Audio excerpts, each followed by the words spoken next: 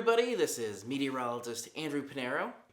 That Arctic air, especially in Chicago right now, that area, that was really seeing these really cold, dangerous temperatures, lots of snow as well. So some of the wind chills, and you know my feelings with the wind chill. I don't particularly like the wind chill because it's not a real number. It's a calculated number. I guess you could say it's a fake number, but it's a calculated number. We'll go with that. Wind chill essentially takes into account with your skin. You have a little heat layer around your skin.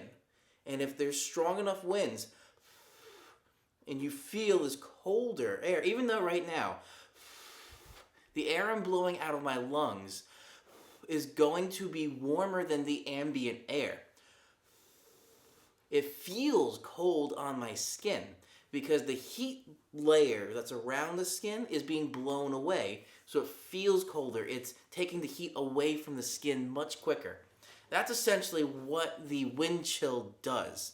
And that's going to be a big issue, especially going into Thursday, because we are going to have very strong winds and cold temperatures. The ambient air temperature can be around the mid-teens, maybe the low teens once you get a bit more north. Take that and add in these winds of 20, 30 miles per hour, maybe even more. That causes some very dangerous wind chill stuff. So we have a lot of cold, so we have to prepare our bodies by not having any exposed skin when we're outside. And with this extreme cold, we got to prepare our cars as well. So let's go into the cars a little bit. One of the biggest things, and I'm going to show you some regular maintenance stuff I go through as well, and you may have seen this before. Tire pressure. In the snow, don't deflate your tires. Don't intentionally deflate your tires. And I cannot emphasize that enough. That technique of deflating your tires for more traction has to do with rock climbing, car rock climbing. Because then if there's a rock, your tire can deflate and form around the rock a little bit easier. So that's really the only time I would say intentionally deflate your tires is if you're doing really hardcore off-roading, rock crawling, anything like that. If you are going to be on the regular road or on just loose dirt or gravel or something like that, keep your tires inflated to what is recommended. And I'm going to show you that right now. Ugh! I got to work on that teleport thing. So I'm down here by the tire, and on the sidewall, this has a lot of information on it. It has some safety warning stuff, but the one piece of information I am looking for, it doesn't say a recommended pressure. It says maximum 50 psi, assuming standard temperature and pressure, STP. If you look that up, standard temperature and pressure, it'll show you, with the pressure part, what standard pressure is in a bunch of different types of units. This states one type of unit, which I don't really use too much. Pascals are a bit more of a research meteorology.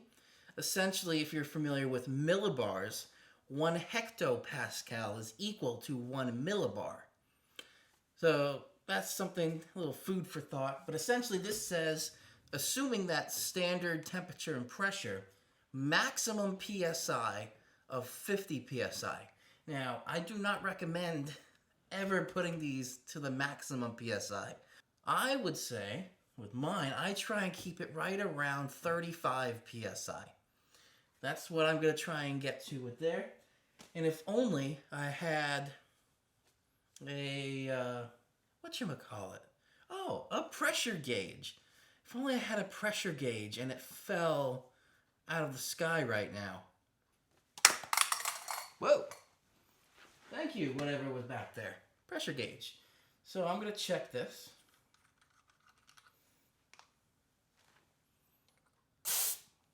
We're at 30.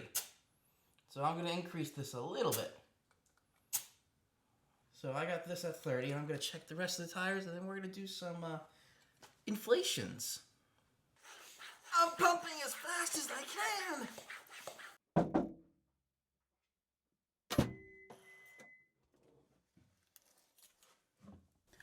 Hello. You don't want to forget about the spare tire. Mine happens to be in the trunk. Make sure that one is properly inflated too. Hopefully you don't have to change it and use the spare tire. But if you have a flat tire and then you go to get your spare tire and you realize, oh, that's flat too, that is not a good situation.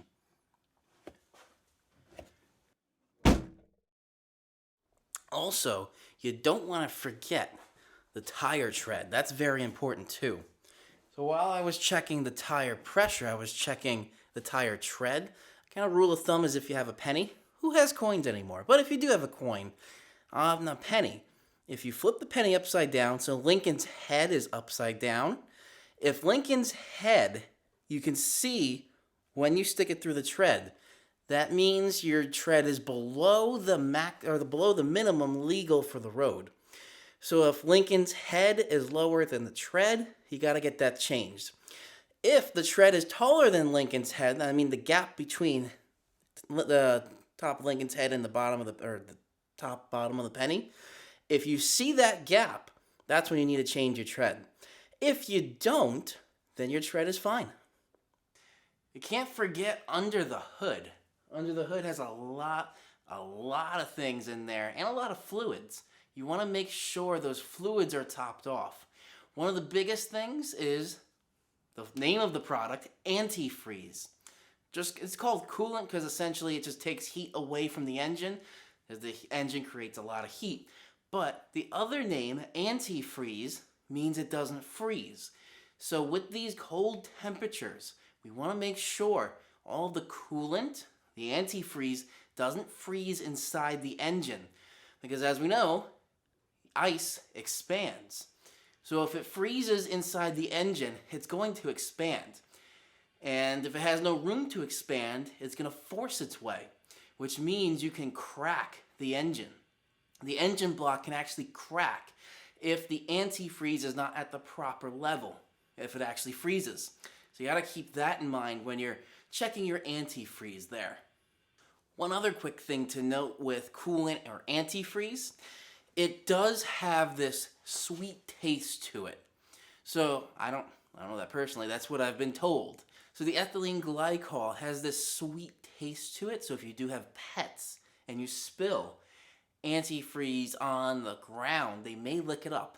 And if that happens, you'll get crystal deposits in the kidneys, which is really painful. It's basically like crystal needles just piercing your kidneys, which is very deadly. So if you have pets and you're doing work on your car and you spill antifreeze, be very careful and clean it up very fast. Don't let them get near it.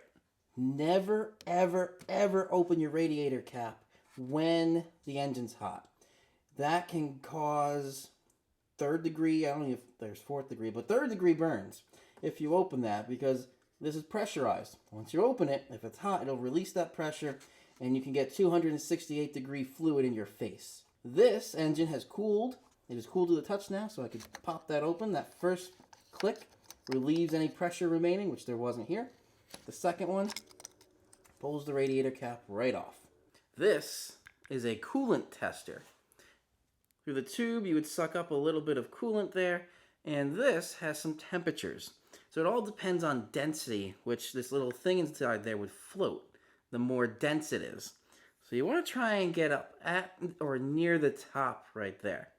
So this shows degrees Celsius and degrees Fahrenheit. So at the very top, with the heat, it shows it protects up to against 131 degrees Celsius, 268 degrees Fahrenheit. So that's with the heat. That was the coolant side. Antifreeze side. Same thing, you want to be as high up on that chart as possible.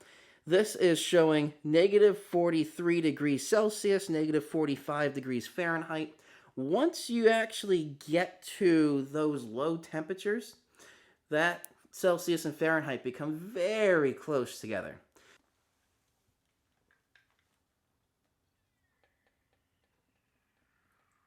It's pretty much right to the top.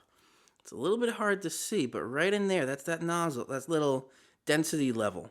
So that's showing this coolant This antifreeze in my engine is at the correct level, which is very good. So now I'm gonna just pop open the overflow reservoir and release the rest of this back in. All right, so under the hood, I did a couple things. Checked oil. I checked pretty much all the fluids. My windshield wash was low, and I refilled that with some de-icer windshield wash, which is what we're trying to do. We're trying to prevent freezing with the entire car. So I did that. A couple other things I checked was the brake fluid. Want to make sure that's topped off. A couple other things, or one other thing, was the engine air filter. I checked that, made sure it was nice and clear. Oh, the intercooler. This one, because turbocharged, it has an intercooler, so you gotta make sure that's nice and clear so it can cool down the charged air properly. And as I mentioned, the engine air filter. Most cars, or pretty much all modern cars now, have two air filters. The engine air filter and the cabin air filter. About 12,000 miles, the cabin air filter should be replaced. That's what the recommendation is. So we're going to take a look at that and probably replace that. I have another one. They're not that expensive. So that's in the glove box. So let's take a look at the glove box in here. We got a couple things in here. Oh,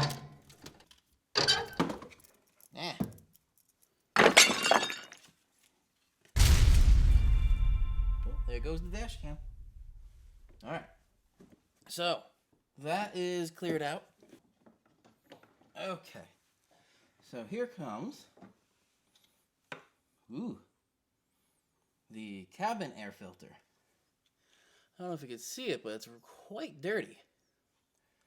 So by comparison, let's take a look at this new one. Wow, very white. Nice and clean. But basically here, it says up, so you gotta make sure up is facing the right way. Nice and clean air filter. Cabin air filter specifically.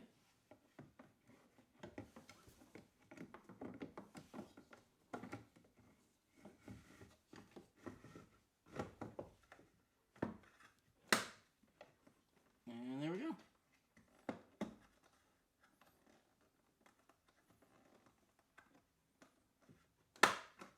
There's the last snap. That pretty much wraps up this video. Enjoy the rest of your day. This is meteorologist Andrew Pinero. I'll see you all in the next video.